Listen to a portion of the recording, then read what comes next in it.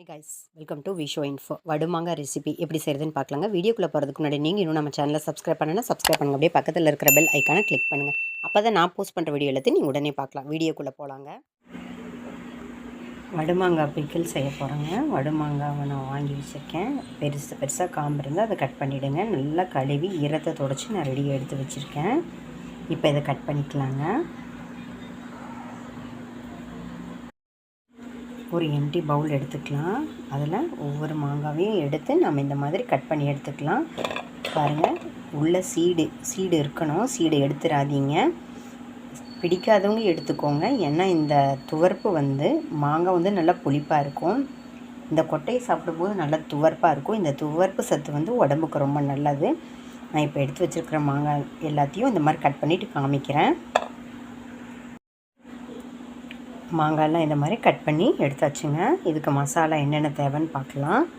சிகப்பு மிளகாய் தூள் எடுத்து வச்சுருக்கேன், மஞ்சள் தூள், இந்த ரெசிபிக்கு தேவையான உப்பு, அப்புறம் வெந்தயம், கடுகு, கொத்தமல்லி, தனியான்னு சொல்லுவாங்க, அதை எடுத்து வச்சுருக்கேன். இதெல்லாம் அளவு நான் எடுத்துக்கிற அளவு நான் எடுத்து வச்சுருக்கிற மாங்காய்க்கான அளவுங்க.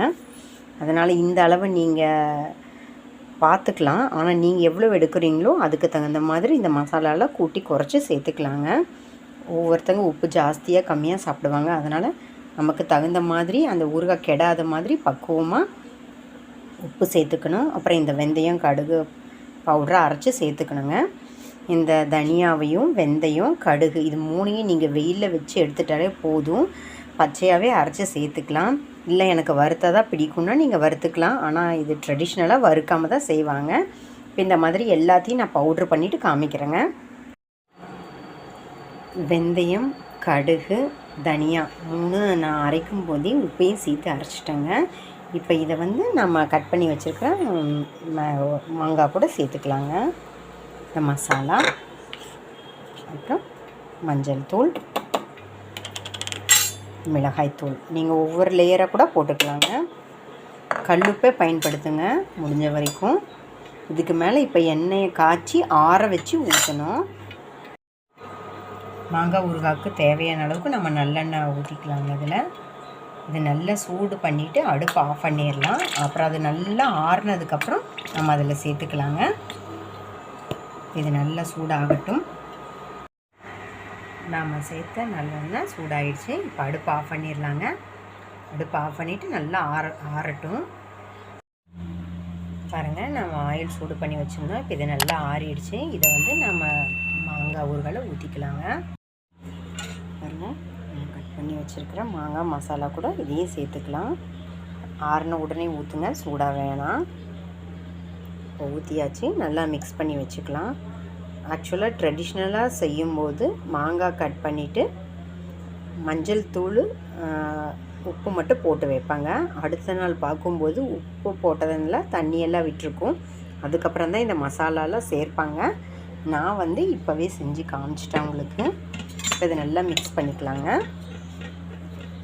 எண்ணெய் பத்தலைன்னா மறுபடியும் தாராளமாக சேர்த்துக்கலாம்.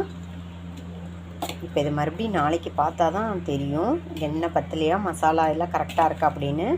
இதையெல்லாம் நல்லா மிக்ஸ் பண்ணிவிட்டு இப்படியே மூடி வச்சிடலாங்க. மறுபடியும் நாளைக்கு பார்க்கலாம். எண்ணெய் பத்தலைன்னா கூட நாளைக்கு சேர்த்துக்கலாம், அதனால் ஒன்றும் இல்லை. மூடி வச்சிடலாம். பாருங்கள், வடுமாங்காய் நம்ம போட்டிருந்தோம். அது ஒரு நாள் கழித்து பார்த்தா இப்படி இருக்குது பாருங்கள். நல்லா நம்ம நேற்று எண்ணெய் ஊற்றுனது பத்தாத மாதிரி தெரிஞ்சது. இப்போ பாருங்கள், அந்த உப்பு தண்ணி வந்ததுனால நல்லபடியே பூசின மாதிரி இருக்குது பாருங்கள். இப்படி தான் இருக்கணும். ஆக்சுவலாக நான் நேற்றே சொன்ன மாதிரி நம்ம மாங்காவை கட் பண்ணி போடும்போது, கட் பண்ணாலும் சரி, இப்படியே ஸ்லைஸ் பண்ணி போட்டாலும் சரி, ஃபஸ்ட்டு மஞ்சள் தூள், எண்ணெய் மட்டும்தான் போட்டு வைப்போம். அதுக்கு அடுத்த நாள் தான் மசாலாலாம் போடணும். நான் எல்லாம் ஒன்றாவே சேர்த்திட்டேன். இப்போ டேஸ்ட்டு செக் பண்ணிவிட்டு எது பத்தலைனாலும் சேர்த்திக்கலாங்க. எண்ணெய் பத்தலைனாலும் ஊற்றிக்கலாம். உப்பு காரம் பத்தலைனாலும் இப்போ தாராளமாக சேர்த்திக்கலாங்க. எந்த அளவுக்கு ஜூஸியாக வந்திருக்கு பாருங்கள். நம்ம சேர்த்த மசாலாலாம் நல்லா பூசின மாதிரி இருக்குது. இந்த அளவுக்கு சேர்த்தா தான் நம்மளோட வடுமாங்காய் ரெசிபி சூப்பராக இருக்கும். இதை ஒரு பவுலுக்கு மாற்றிட்டு காமிக்கிறேங்க. சூப்பராக நம்மளோட வடுமாங்காய் பிக்கிள் ரெடி ஆயிடுச்சுங்க.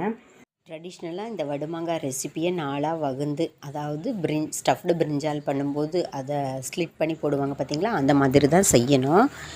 இப்போ எல்லாம் ஒரு பீஸ் போதும், எனக்கு பாதி தான் வேணும் அப்படின்னு கேட்குறாங்க. அதனால் நாம் வந்து ஊறுகாவை ரெடி பண்ணதுக்கப்புறம் பிச்சு எடுக்கிறதுக்கு பதில் நாம் போடும்போதே இந்த மாதிரி பாதியாக கட் பண்ணி போட்டுட்டோம்னா சாப்பிட்றவங்களுக்கு ஈஸியாக இருக்கும். நாமளும் அந்த மிளகாத்தூள் எண்ணெயோட பிச்சு போட வேண்டிய அவசியம் இல்லை. உங்களுக்கு முழுசாக போட்டால் தான் பிடிக்கும் அப்படின்னா தாராளமாக நீங்கள் முழுசாக போட்டுக்கலாம். கட் பண்ணி போடுறதுக்கு விருப்பம் அப்படிங்கிறவங்க இந்த மாதிரி ரெடி பண்ணிக்கலாம்.